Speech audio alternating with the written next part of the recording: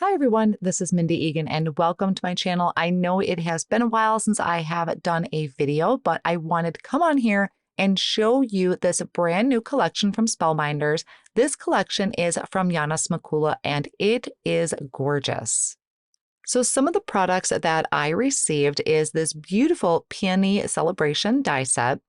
I also have the Floral Celebration press plate and coordinating stencil, the Peony background, and then I also have the Let's Celebrate Sentiments. This is the press plate and also coordinating die.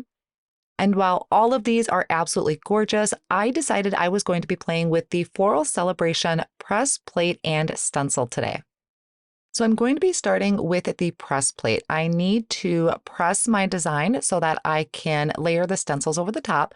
So I'm bringing out my BetterPress LetterPress system, and I'm going to put the press plate right in the center of that A7 guideline. Then I'm taking some of this porcelain 5x7 cotton card panel, and I'm going to place that in those grid lines as well onto my clear plate, and I'm going to hold that down with the Spellbinders Best Ever Craft Tape. I'm just ripping off some small pieces and tacking down the corners.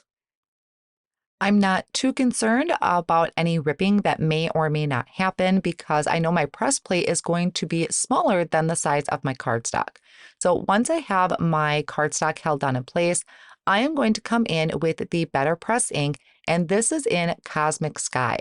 I already did a panel kind of on my own playing with it using the black ink, and I will show that a little later on in the video. But this one, I thought it would be really pretty to use a dark blue. Now, when you are applying the ink, you want to do a kind of twist method. If you drag your ink pad across the plate, you could risk fraying your pads. So once I had that inked up, I flipped over my plate, let the magnets grab it, and then I'm going to run this whole system through my Platinum 6 die cut machine. So what's happening is that we are pressing the paper into that plate and creating this gorgeous letterpress design.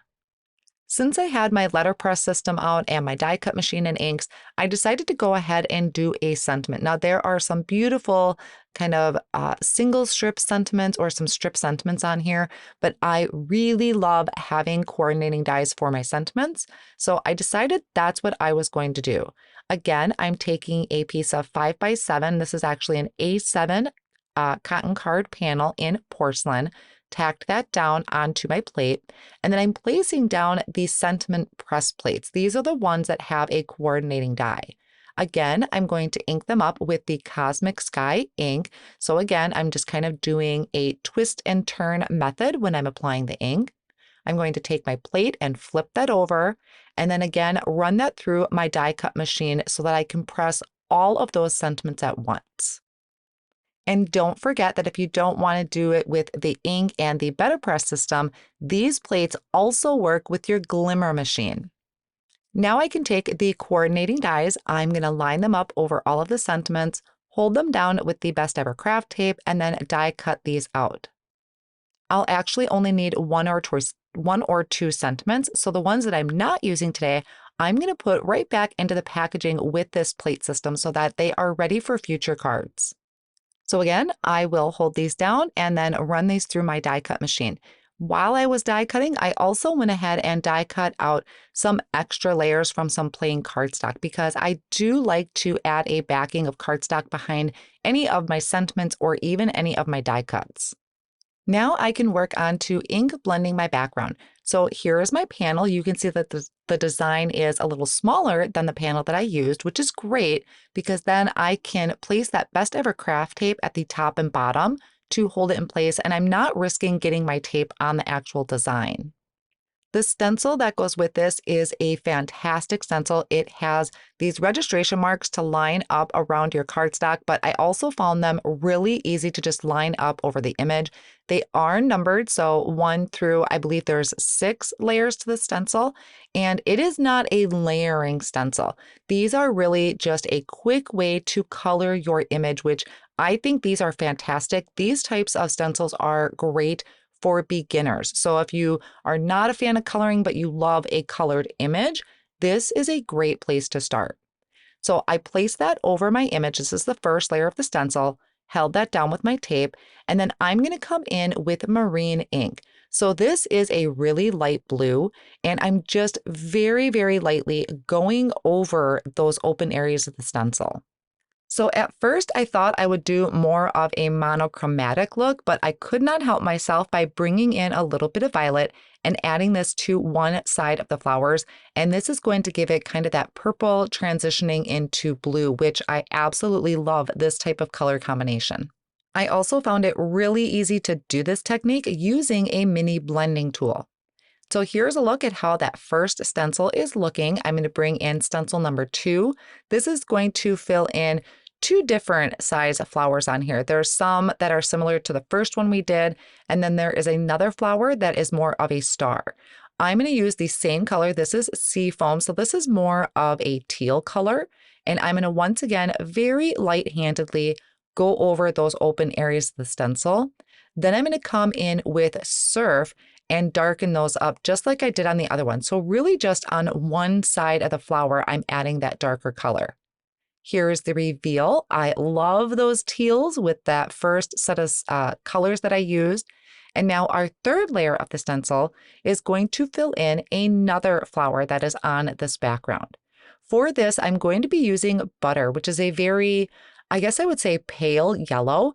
And I really, really love it because it's not an in-your-face yellow. It is still bright and cheerful, but not so neon where I feel like I need sunglasses. So I just lightly went over that. You can barely see it on the background, but that yellow looks really great with the blue.